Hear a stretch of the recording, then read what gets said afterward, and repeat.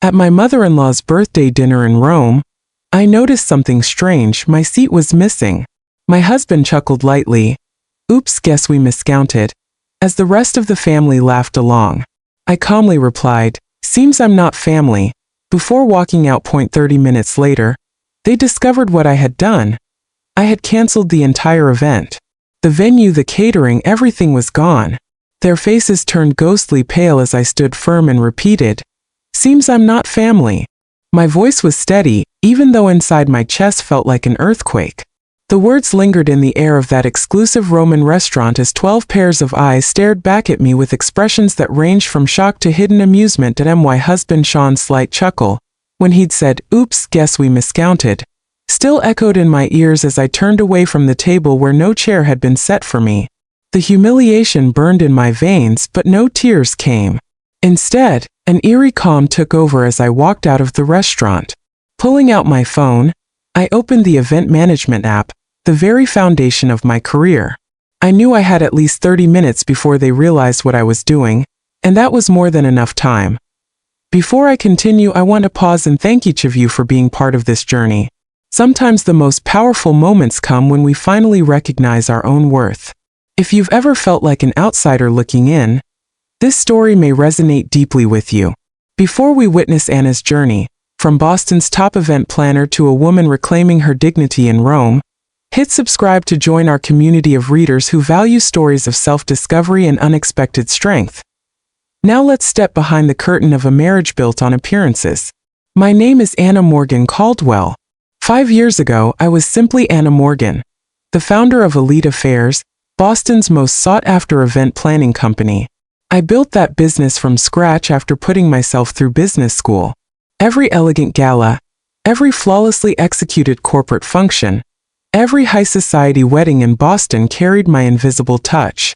My reputation for discretion, precision, and delivering the impossible made me the go-to planner for the city's elite. That's how I first met Sean Caldwell, at a charity gala I had organized for Boston Children's Hospital. Tall, with neatly styled dark hair and a smile that creased the corners of his eyes, Sean carried the effortless confidence of someone who had never had to worry about money. He was charming in that practiced way men born into privilege often are, but there was a genuine spark in his interest in my work. "So you're the wizard behind all this?" he asked, gesturing to the transformed ballroom of the Four Seasons. "My mother's been trying to decide who to hire for her next charity event. I think I've just found her answer." One job led to another, and before long I was regularly organizing events for the Caldwell family. They were Boston aristocracy, old money tracing back to shipping and railroads. Their wealth didn't need to be flaunted. It showed in the quiet quality of everything they owned, in the seamless way they moved through their world. 6 months after I started working with them, Sean and I began dating. He pursued me with the same determination he applied at the family's investment firm. But there were warning signs. The way his mother, Eleanor, looked at me with thinly veiled disapproval when Sean first introduced me as more than his event planner. The offhand remarks about my humble beginnings. The surprise in people's voices when they learned I was dating a Caldwell.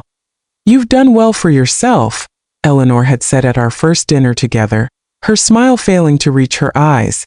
"Self-made success is so American." I ignored the red flags because I was falling for Sean.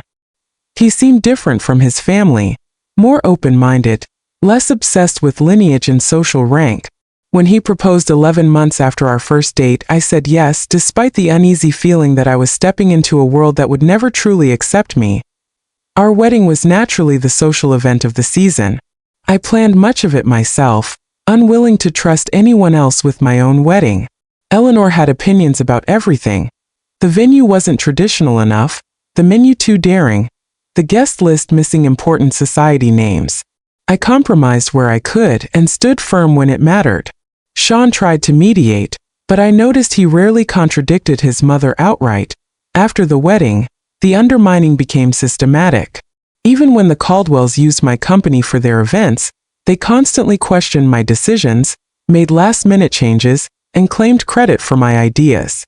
At family gatherings, my input was requested, only to be brushed aside.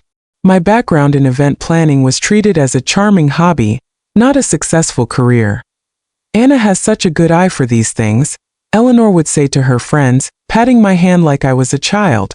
It's almost like having our very own party planner in the family. Sean never defended me.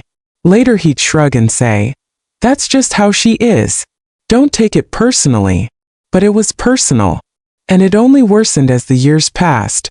The chance to plan Eleanor's 70th birthday in Rome should have been my crowning achievement.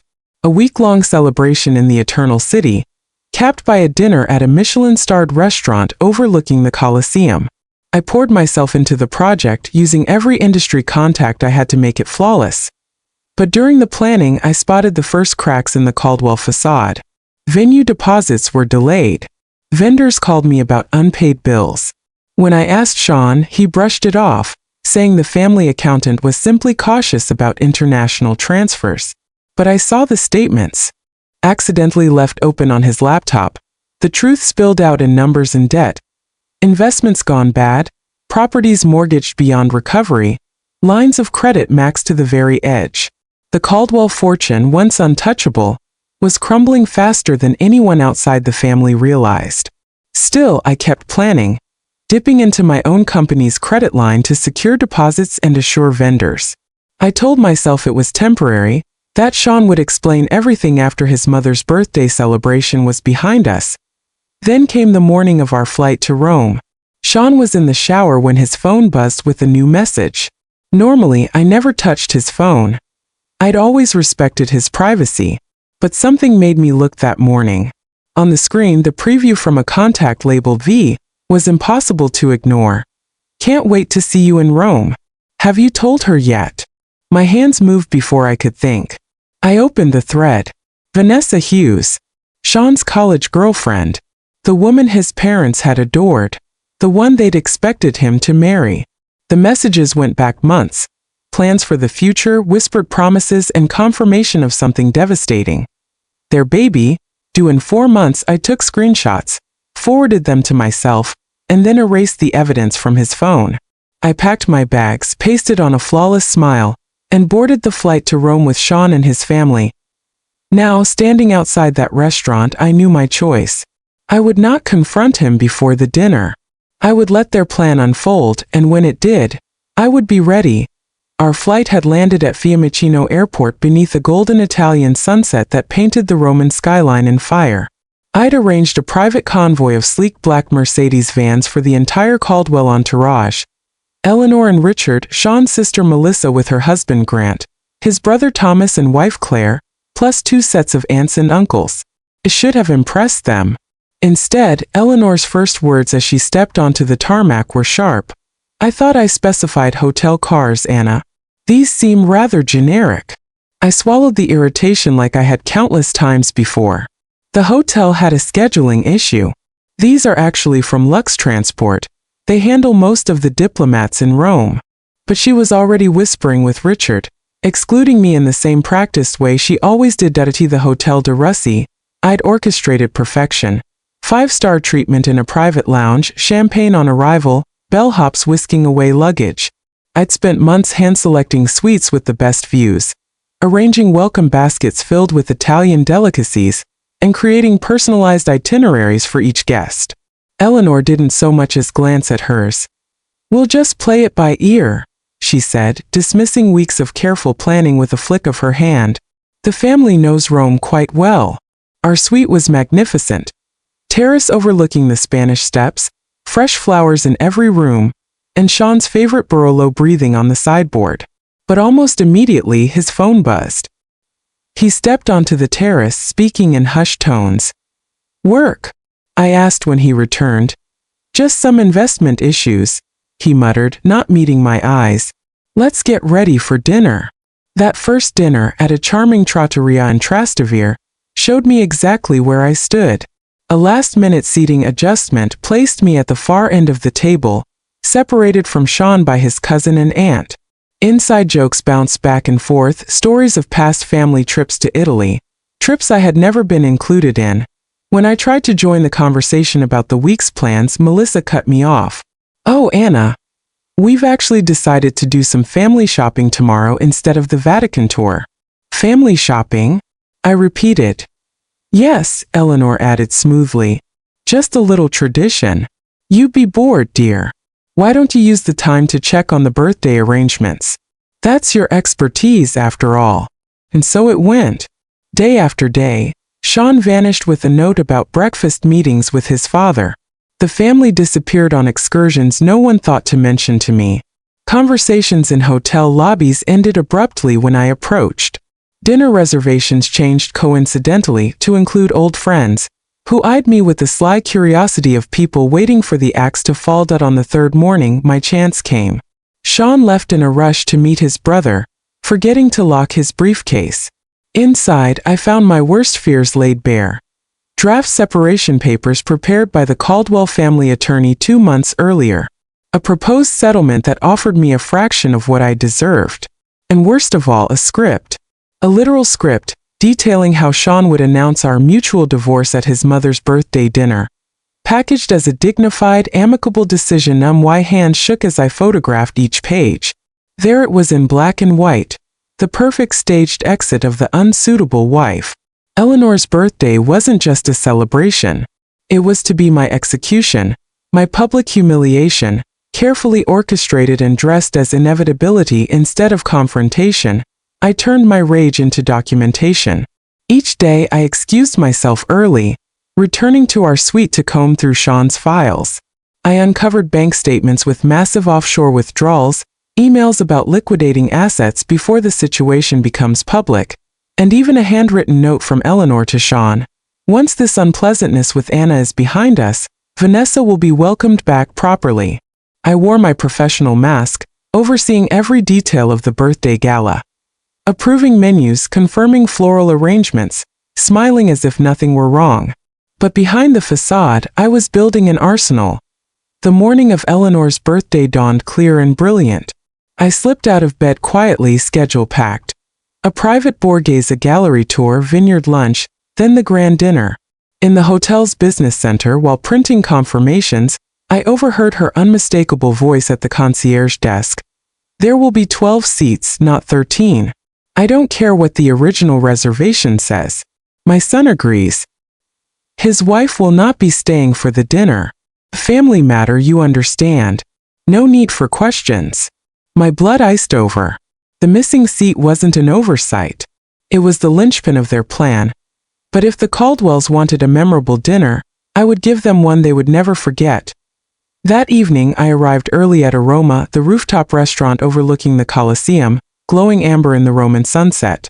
I inspected every detail, the hand-calligraphed place cards, Eleanor's favorite white peonies, the chilled champagne, the flawless 7-course tasting menu, the towering birthday cake. It was perfection. My last act of perfection for them.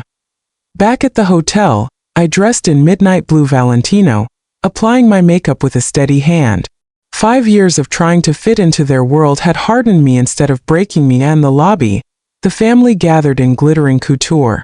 Eleanor sparkled in vintage Chanel, her diamond necklace catching the light.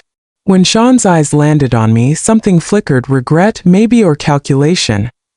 Anna, darling, you look lovely, Eleanor cooed, air kissing near my cheek. We're just waiting for the cars. The short drive to the restaurant was filled with murmurs of anticipation. None of them knew I had already rewritten the ending of this carefully staged play. Artificial chatter about the day's activities, plans I had been excluded from, filled the silence as we rode the elevator to the rooftop. Sean placed his hand on the small of my back. Once that gesture had felt intimate. Tonight it was purely for show, a performance for the benefit of the elevator attendant. The doors opened, revealing the terrace I had designed. Under a canopy of stars, the Colosseum loomed, glowing against the night sky. A monument to grandeur, but also to the inevitable fall of empires. How fitting Eleanor entered first, greeted by applause from waiting family members. One by one, they moved toward the round table I had carefully specified. A table meant to seat 13. I followed behind Sean, who strode purposefully to his place beside his mother. I approached the spot where my place card should have been. There was nothing. No chair. No setting. No acknowledgement that I existed. For one stunned moment I froze. Around me, conversations continued as though rehearsed, studiously avoiding my gaze. The staff, who had confirmed the seating with me just hours earlier, looked uncomfortable but silent. "Is something wrong?" Eleanor asked sweetly, her voice pitched just high enough to draw attention. "There seems to be a mistake," I replied, keeping my voice steady. "My place setting is missing." The scene unfolded with clockwork precision. Furrowed brows exchanged glances, Sean half rising from his chair in a pantomime of concern that never touched his eyes. "That's odd," Melissa mused. "Did someone count wrong?" Richard cleared his throat. "Perhaps a miscommunication with the staff." And then came Sean's line, delivered with practiced ease. He actually chuckled. "Oops, guess we miscounted." The family laughed. Not too hard, just enough. An inside joke, carefully staged. In that instant, everything crystallized. The calculated humiliation. The public setting chosen to contain my reaction. The story they wanted to tell afterward, about poor Anna, too fragile for Caldwell life. My gaze swept the table. Eleanor triumphant behind her smile. Richard complicit but uneasy. Melissa and Thomas entertained. Their spouses ashamed but silent. And Sean, my husband, watching me with the cold detachment of a scientist observing an experiment I could have played into their script. Demanded a chair. Exposed their plan in front of the staff. Given them the spectacle they were baiting me toward. That was what they expected. Instead, I straightened, lifted my chin, and said the four words that cut deeper than any outburst. "Seems I'm not family." The smiles faltered. Sean's smirk slipped into uncertainty. I had gone off script. "I'll see myself out," I added calmly, turning on my heel with the dignity that had become my armor. "Anna, don't be dramatic," Sean called after me, another line they had written for me. "We can fix this." I didn't answer. I walked through the restaurant, nodding politely to staff who had witnessed my erasure. In the elevator, I let myself breathe again. By the time I reached the street, the shaking in my hands had stopped. Across from the restaurant, a small cafe offered the perfect vantage point. I ordered an espresso, pulled out my phone, and began the final act of my plan. First, a prepared email to Marco, the restaurant manager, our agreed-upon contingency. Attached was proof of my authority as the account holder, along with confirmation of immediate payment reversal. Next, the calls. To the vineyard scheduled for tomorrow's lunch. To the private Vatican guide. To the yacht captain awaiting us on the Amalfi coast. To the villa in Tuscany, where the family would spend their final weekend. One by one, I canceled everything, transferring the deposits back to my company's accounts. With each cancellation, I felt lighter. The emails from Sean started arriving, first annoyed, then puzzled, then frantic as my strategy revealed itself. I ignored every one. At 28 minutes after I had walked out, I finished my espresso, paid the bill, and stood. It was time. I smoothed my Valentino gown and crossed the street. This time I entered Aroma through the service entrance, a path I had mapped during my earlier inspections. Marco met me, eyes uncertain. "Signora Caldwell, are you certain?" "It is unusual." "I'm absolutely certain," I replied. "And I appreciate your discretion." I handed him a sealed envelope. Inside was proof of the reversals and the cancellation of my company's guarantee for tonight's expenses. The Caldwells will need to provide a new method of payment if they wish to continue. Marco nodded, professionalism outweighing curiosity. "When shall I inform them?" "In 5 minutes. I'd like to watch." He led me to a discreet alcove near the kitchen. From there, I had a perfect view of the table. The Caldwells were mid-toast, champagne flutes raised, faces glowing with smug satisfaction. The first course, imported Ostra caviar, Eleanor's special request, had just been served. It had been almost too easy. Every vendor, every reservation, every contract, booked and secured under my name, not theirs. In the world of luxury hospitality, authority lies with the planner, not the guests. And I had just pulled the rug out from under them. My phone buzzed again. A message from Sean. "Anna, where are you? Stop being childish and come back." Then another, "Mother is upset. You're embarrassing yourself." I smiled faintly and ignored them. Instead, I texted Carmen, manager of the Tuscan villa. She confirmed the cancellation, adding that my generous tip to her staff would also be refunded. Another vibration, Sean again, his tone unraveling. The hotel just called. Our reservations are cancelled. What are you doing? Anna, this is ridiculous. Fix this now. I tucked the phone away and waited, calm and steady, as Eleanor Caldwell's perfect birthday began to collapse. Now I texted Marco. You may proceed. From my hidden vantage point, I watched as Marco approached the table with 2 staff members in tow. He leaned down to Richard, seated opposite Eleanor at the head of the table. At first the family paid no attention, still laughing, still eating. Then Richard's expression shifted, from polite interest to confusion, then to alarm. He pulled out his wallet, speaking sharply to Marco. The manager shook his head with an apologetic firmness, showing Richard something on a tablet. The shift rippled down the table like a chill breeze. Eleanor froze, fork suspended midair, her regal composure faltering. Sean was staring at his phone, reading my latest message. All deposits have been returned to my company account. All arrangements for the week have been cancelled. Your family's financial issues are about to become very public. Enjoy your caviar. The scene unfolded like theater, every move part of the choreography I had set in motion.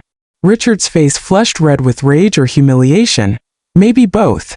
Eleanor clutched her diamonds as though they could shield her. Melissa whispered frantically to her husband. Thomas scrolled through his phone, desperate for verification. And Sean, my husband, sat paralyzed. His face had drained of color. He wasn't just shocked. He understood the depth of what I had uncovered. The offshore accounts, the debts, the crumbling empire. He knew this wasn't just about a dinner bill.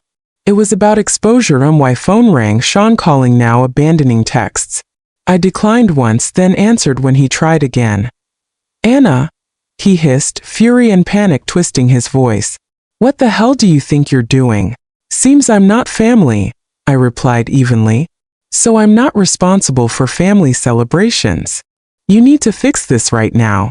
Do you have any idea how humiliating this is for my mother? For all of us. I know exactly how humiliating it is. That was the point. His tone cracked, desperation bleeding through.